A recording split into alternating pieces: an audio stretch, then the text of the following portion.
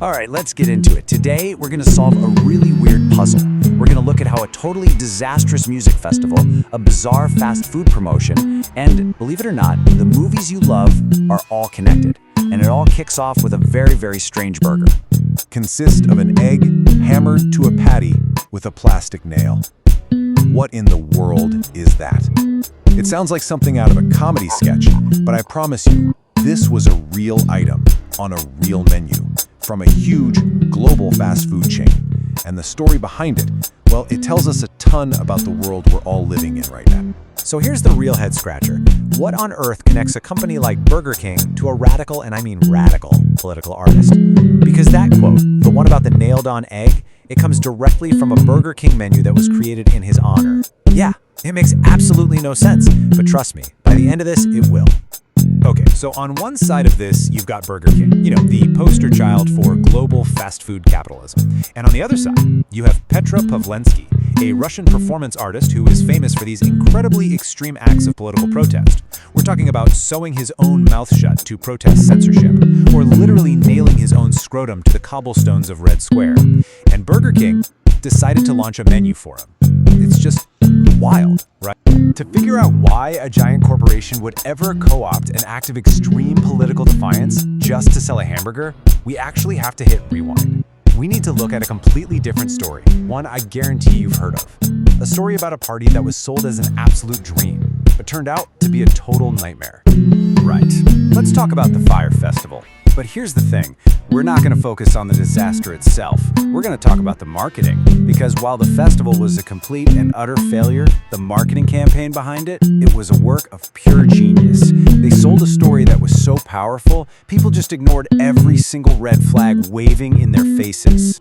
Now, how they pulled it off is fascinating, and it really boils down to these 5 pillars. First up, they knew exactly who to target. Wealthy millennials who are obsessed with exclusivity. Second, they used influencers and models as social proof.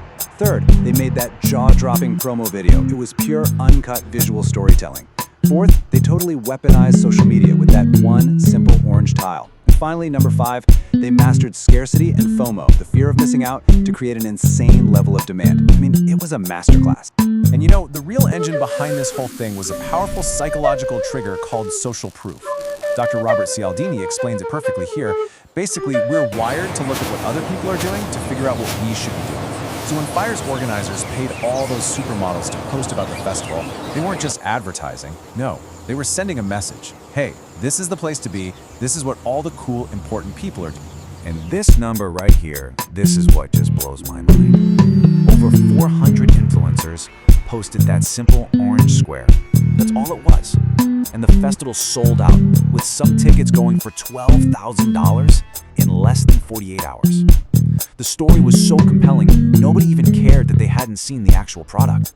The performance was the product. But see, Fyre Festival wasn't just some freak accident. It was actually the most extreme symptom of a much bigger cultural shift that's happening all around us. We're now in a world where the curated performance of an experience is often seen as more important than the actual experience itself. I mean, just look at live music. Big events like Coachella are now called the Influencer Olympics. It's become less about the music and more about getting the perfect photo to prove you were there. And this has led to all sorts of problems. Insane ticket prices, awful concert etiquette, and crowds of people who are watching the show through their phone screens instead of with their own eyes. It's gotten so bad that incredible artists like Mitski have said they feel like they're being consumed as content, not experienced as performers. And this whole performance culture, it trickles down. As this source from Planet Detroit points out, social media has basically blown up the whole idea of what it means to be a celebrity. Now, every little part of a person's life is a performance that's up for grabs. And that creates this immense pressure, especially for younger people, to live up to these perfectly curated and often totally unrealistic online stories. So that brings us to the really big question. Why? Why are we so drawn to these specific kinds of stories about secret worlds and exclusive access?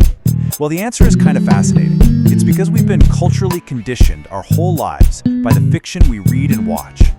So let's look at the first big piece of this puzzle, a storytelling trope called the almighty janitor. This is that character who seems totally ordinary on the surface.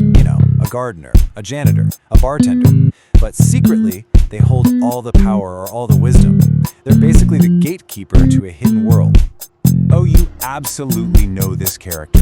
It's Mr. Miyagi, the quiet maintenance man who's secretly a karate master.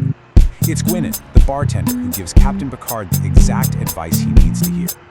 Fire Festival sold itself as an almighty janitor experience, a simple party on an island that was secretly the key to an elite hidden universe. We are just wired to fall for that story. Okay, but what happens when these stories get so detached from reality that they're just completely absurd? You know, like a fast food chain making a burger based on a political dissident? Well, that's when our culture pulls out its main coping mechanism, comedy. And the tool it uses is another classic trope, the comically serious. This is when a character stays completely deadpan and serious in a situation that is absolutely chaotic or ridiculous. Their stone-cold, straight-faced reaction is exactly what makes the whole thing hilarious. As the folks at TV Tropes put it, everything's funnier with Batman. And why is that? Because taking a super grim, serious character like him and dropping him into a silly, everyday situation, like imagine him trying to order a complicated coffee, is pure comedy gold. This is how we process things that are just too weird to take seriously. And that Burger King protest burger? It's the cultural equivalent of Batman ordering a pumpkin spice latte. It is so absurd, the only way we can respond is to treat it like a joke. So there we have it. We've got all the pieces of the puzzle on the table. We have the marketing playbook from Fire Festival, we have the huge cultural shift toward performance, and we have the fictional story templates that prime us to believe these narratives and then laugh when they become absurd. This is our toolkit for cracking the case of modern reality. Which brings us all the way back to our central mystery.